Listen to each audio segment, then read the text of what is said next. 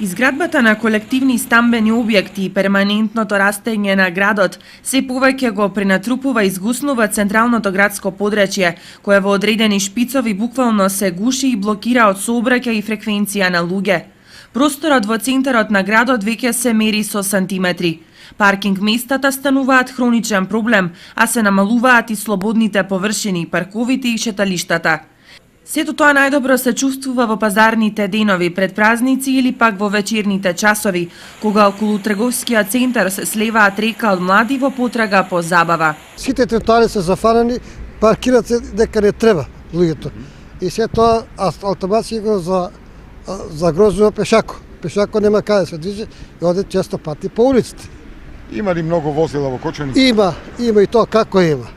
Тоа е урбанистичкиот план, тоа треба да се предвидат они каде треба да се предвидат и се стават такви, да стават некои луѓе што ќе наплатат тај паркинг плац, така да може обезбеден да биде и шоферот и возилото. Зар не се гледа со очи, човече, може.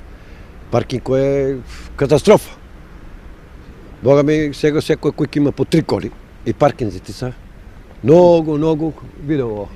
Да не може да се пешки прават. Треба парки плаци, тоа многу треба, не малку. Коли за коли многу како ти речам, проблем. Чим сакаме паркиралиште и ќе мора и тоа да има. Решенијата на локалната власт со обележување на паркинзите на улиците покрај кејот на Кочанска река само делумно и времено го ублажи горливиот проблем. Немајки друго, во моментот можеби тоа е најдоброто решение, но граѓаните и тука се судруваат со проблемот на безбедното возење и пешачење.